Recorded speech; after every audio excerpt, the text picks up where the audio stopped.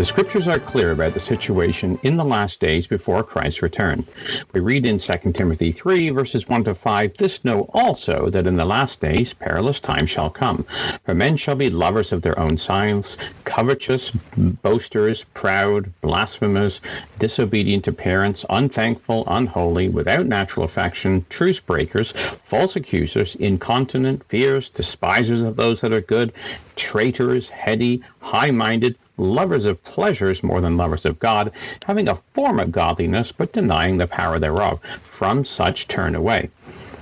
Well, this is the world we live in today. The love of self drives society on every level, leading to new levels of unholiness that are unparalleled in the history of the world. There have been ages where immorality reigned in society, but rarely has the world seen state-sponsored immorality on a level it sees today, where governments not only protect, but promote and enforce behavior that not even 50 years ago would have been outlawed. The debate about gender is about as unscientific as it gets. The Bible is very clear, and Jesus himself reiterated what his Father had instituted with a very clear statement in Mark 10, verse 6. "From the beginning of creation, God made them male and female. Period. There are only two genders, and have only been two genders from the beginning of creation." The Lord Jesus Christ underscored this basic biological fact. If it was left to pure biology, the entire LGBTQ movement would not continue, but would breed itself out of existence. Darwin's theory of survival of the fittest would see it disappear, as it could not reproduce itself biologically. The movement, however, reproduces itself through infecting the minds of men and women, and in these days, boys and girls, with evil thoughts. This is human nature at its worst, corrupting itself and leading the world to sin. The Lord defined it succinctly in Mark chapter 7, verses 20 to 23, reading from the ESV for clarity. And he said, "What comes out of a person is what defiles him. For from within, out of the heart of man, come evil thoughts, sexual immorality, theft, murder, adultery, coveting, wickedness, deceit, sensuality, evil, slander, pride, foolishness. All these things come from within and defile a person." Well, this nonsensical debate about gender has its roots in the French Revolution. The Bible speaks about the unclean teachings that came from the French Revolution using the symbology of the frogs in Revelation 16, verses 13 to 14, where we read, "I see three unclean spirits like frogs coming out of the mouth of the dragon, out of the mouth of the beast, and out of the mouth of the false prophet. For they are the spirits of devils working miracles, which go forth unto the kings of the earth and of the whole world to gather them to the battle of that great day of God Almighty." So these frog spirits or teachings end up drawing the world into the battle of Armageddon. The frog spirits were the doctrines that came out of the French Revolution under the three banners of liberty, equality, and fraternity. This has been the flag under which all the social movements since the Revolution of France have rallied, whether humanism, socialism, Marxism, communism, or the latest flavors that include various types of sexual socialism. These are described in the book of Revelation as spirits of devils. Well, spirits are teachings or doctrines. Devils is the Greek word daemon and is described to be confused and sensual reasoning of the flesh. We read this in James 3, verses 15 to 16. "This wisdom descends not from above, but is earthly, sensual, devilish. For where envying and strife is, there is confusion and every evil work." The type of devilish or demonian thinking is sensuous, described by a concordance as being governed by the sensuous nature with its subjection to appetite and passion, end quote. It is earthly and only concerns itself with earthly things, not having the slightest interest or inclination towards spiritual things.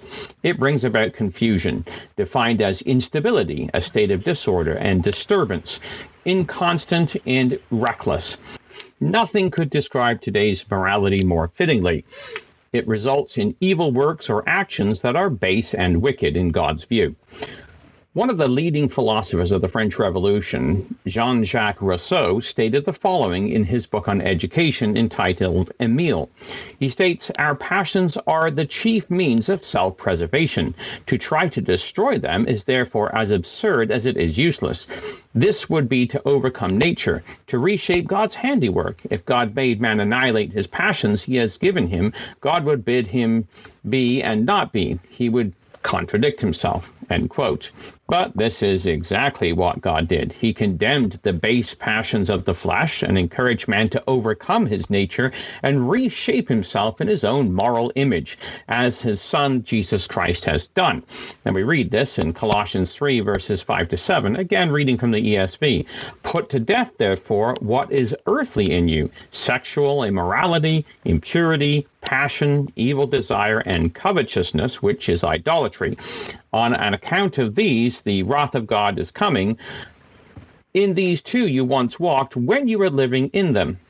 Instead, they are encouraged in verse 1, "If ye then be risen with Christ, seek those things which are above, where Christ sitteth on the right hand of God.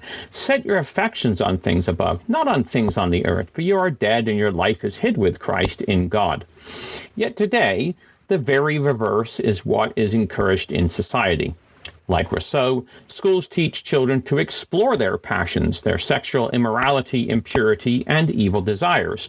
Not to do so would be considered repression of the human spirit. In Canada, the controversy has been seen in the school system across the nation. Schools are often the seabed of humanistic thought. School districts seem to operate with autonomy from government. Militant liberalism has gripped the systems. A.P. Johnson, a PhD from the Minnesota State University, wrote a book called Teaching Strategies for All Teachers, in which he stated, "Humanistic learning theory is based on the premise that all humans have the natural tendency to grow, to learn, and to develop fully. Carl Rogers described this as an instinctive inner core that moves people towards reaching their full potential. Abraham Maslow used the term self-actualization to describe humans' innate natural progression to their higher state. Humanistic education then seeks to create educational experiences that align with these natural desires. When students learn naturally, they learn more joyously, and they learn more deeply. However, when students are coerced into learning through external motivation, they learn less and they learn not to like learning." End quote. Well, among his 5 common goals in education, he listed to facilitate the development of fully functional self-actualizing human beings who have the capacity to nurture themselves, others, and their environment, and to promote the discovery of each student's passions, special talents, and abilities. This concept of self-actualization, human beings who discover their passions, is summed up by the biblical prohibition given under the law in Deuteronomy 12, verse 8, reading from the New King James Version, "You shall not at all do as you are doing here today. Every man doing whatever is right in his own eyes." However, this is exactly what we see. Well, in Canada today, there is a debate that is being broadcast around the world. School boards in the country have put in place policies that legislate the self-actualization of children and remove the parents' authority completely. The Toronto District School Board policy states, privacy. All students have a right to privacy unless specifically directed by the student. Schools must keep a student's transgender/gender nonconforming status confidential. Therefore, school staff should not disclose to a student's transgender or gender nonconforming status to others unless there is a specific need to know. Now, it goes on to say that some transgender and gender nonconforming students are not open about their identity at home for safety and other reasons. A school should never disclose a student's gender nonconformity or transgender status to the student's parents, guardians, or caregivers without the student's explicit prior consent. This is true regardless of the age of the student. End quote. Well, this enforces disobedience to parents. Schools are never to disclose to the parent a child's decision to change their gender, regardless of the age of the student. This takes away the parent's rights and ability to enforce biblical morality in their own homes. It was Joshua who made the statement that many Christian parents have adopted. In chapter 24, verse 15, "As for me and my house, we will serve the Lord." Abraham also was commended by God for his role in teaching his children. Genesis 18, verse 19. "I know him that he will command his children and his household after him, and they shall keep the way of the Lord to do justice and judgment, that the Lord may bring upon Abraham that which he has spoken of him." Well, both Abraham and Joshua are shining examples who God commends, but the world would condemn today. The Apostle Paul's instruction for children would also be cast aside. Ephesians 6, verse 1, "Children, obey your parents in the Lord, for this is right." And Colossians 3, verse 20, "Children, obey your parents in all things, for this is well-pleasing unto the Lord." Well, this has hit the headlines as parents are finally realizing what is going on in Canada and has been for the past 20 or so years. In New Brunswick, Saskatchewan, and Ontario, governments are attempting to give parents some control over their own families once again. This reached all the way to England, where the BBC reported on July 3rd under the headline "LGBT School Policy Change Causes Political Turmoil in Canada" that New Brunswick was amending the law. The article stated a controversial policy change that bars teachers from using students' preferred pronouns without parental permission will soon go into effect in New Brunswick, despite pushback. It has caused political turmoil in Canadian province. This caused backlash from the Canadian Prime Minister, Justin Trudeau, speaking at a Pride event where he stated, "Right now, trans kids in New Brunswick are being told they don't have the right to be their true selves, that they need to ask permission. Well, trans kids need to feel safe, not targeted by politicians." We have to stand against this. We have to stand up for the freedoms we believe in and continue our work of letting love be louder than hate.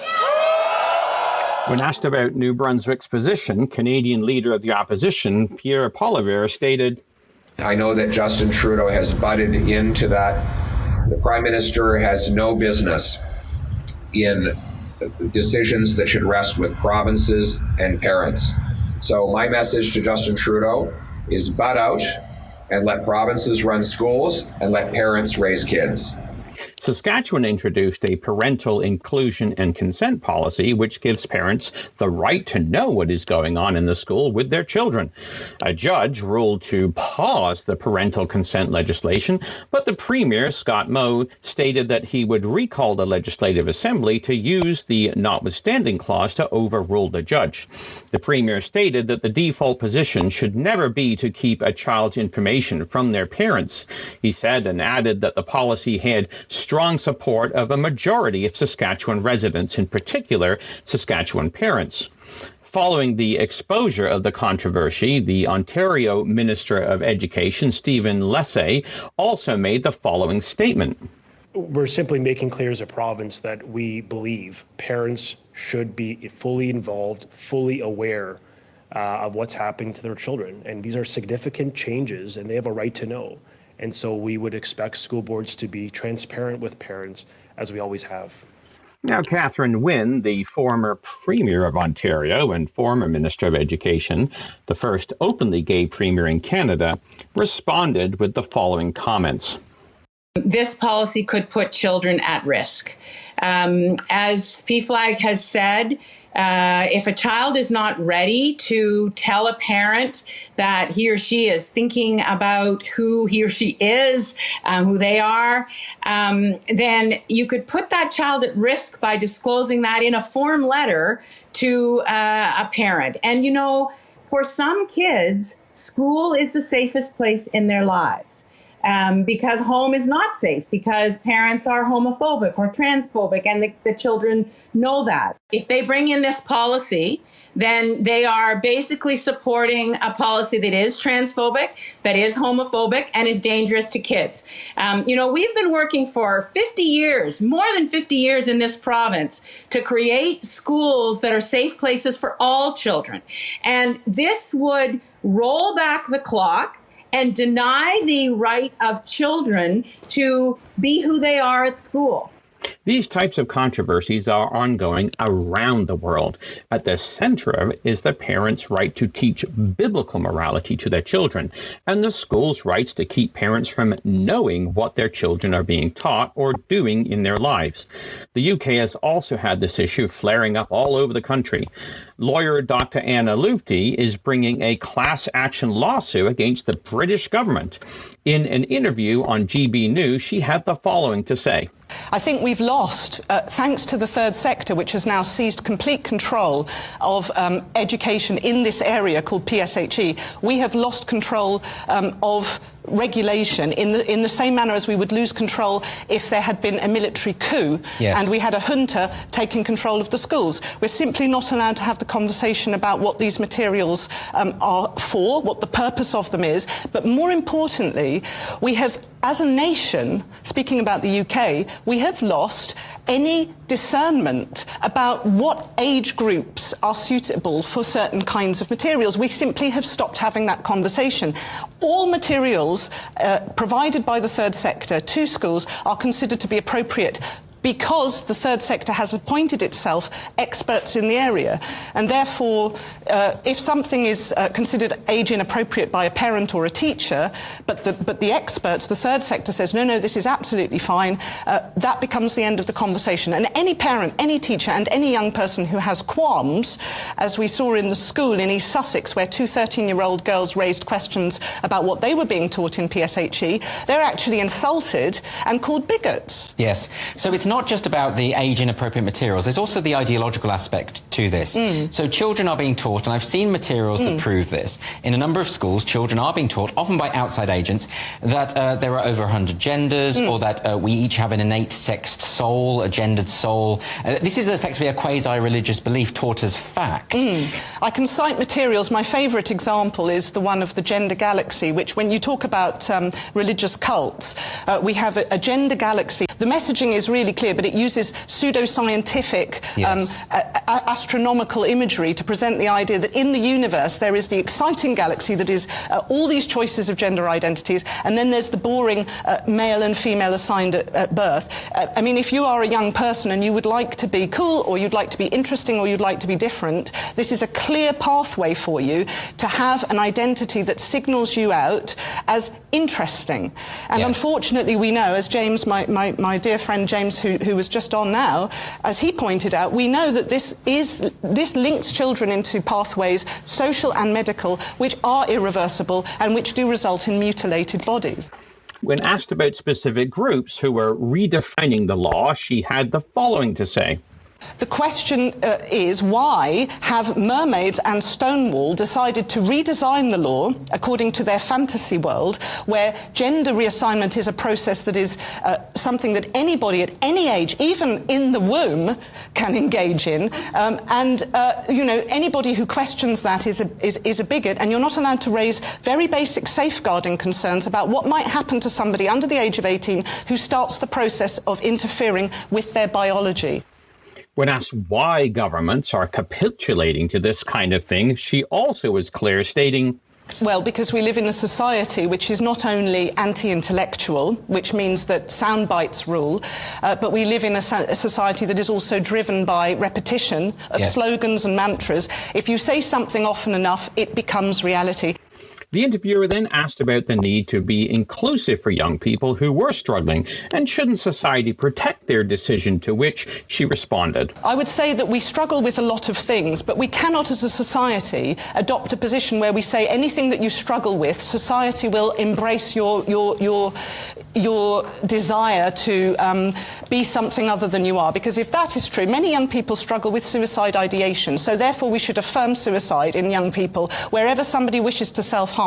anorexics who wish to, starve themselves to death, or people who wish to cut their arms with razor blades, are expressing an inner struggle and an idealistic notion of escape from their reality. It is not the business of schools to facilitate that self-harm, and we have to be, as a country and a culture and as a moral society, discerning about what we embrace, what we encourage, and what we don't. The fact that a child is struggling is not in and of itself justification for the entire society to facilitate a pathway to self-destruction. The true answer, of course, lies in the Word of God, not in the laws of men. It is interesting to hear her voice, though, to see about the forces at play, what they are doing in British society. Well, anybody who speaks out about the rights of parents to teach their children biblical truths is cancelled. Anyone who disagrees with the militant liberal left is cancelled. The trial by public opinion is reminiscent of the French Revolution, where under the Reign of Terror, tens of thousands went to the guillotine without trial, guilty by accusation. Well, British author Frederick Forsyth summed up wokeism in two recently held interviews. In an interview with Good Morning Britain, he stated of wokeism, well, it's all part of this thing called wokeism. Yes, it's the new dictatorship. It's a kind of fascism, yes, because it says you will think the way we think, you will talk the way we talk, you will believe what we believe, and we will control you. In a GBN interview, he similarly stated, wokeism is a form of a dictatorship. I dislike dictatorship. It says, as all dictators do, two things. One is, I am right and everyone else is wrong. And B, if you attempt to express your view, you'll be punished. That is a hallmark of a dictator. It's the hallmark of wokeism. the world has gone mad. What was right is now wrong and outlawed, and what was wrong is now considered right and enforced. The words of Isaiah are coming to fruition in chapter 5 and verse 20 and 21. Woe to them that call evil good and good evil, that put darkness for light and light for darkness, that put bitter for sweet and sweet for bitter. Woe to them that are wise in their own eyes and prudent in their own sight. Since the Bible has been removed from society in Canada, the United States, Britain, and most Western nations, they have completely lost their moral compass. As the prophet Hosea stated of ancient Israel who had forgotten God in chapter 8, verse 7, for they have sown to the wind, and they shall reap the whirlwind. It hath no stalk, the bud shall yield no meal. If so be it yield, the stranger shall swallow it up. Well, there has never been a greater need for the return of Christ, to whom God will give the rule over all nations, as we read in Psalm 72, verses 1 and 2, Give the king thy judgments, O God, and thy righteousness to the king's son. He shall judge the people in righteousness, and the poor with judgment. This will be a time when the world will have its veil of darkness removed that currently shrouds its eyes. As they read in Isaiah 25, verse 7, he will destroy in this mountain the face of the covering cast over all people and the veil that is spread over all nations. For a righteous law is going to go out of Zion that will be for all nations. As we read in Micah 4, verse 2, Many nations shall come and say, Come ye, let us go up to the mount of the Lord, to the house of the God of Jacob. He will teach us of his ways, and we will walk in his paths. For out of Zion shall go forth the law, and the word of the Lord from Jerusalem. May that day be soon. For the Bible in the News, this has been Jonathan Bowen joining you.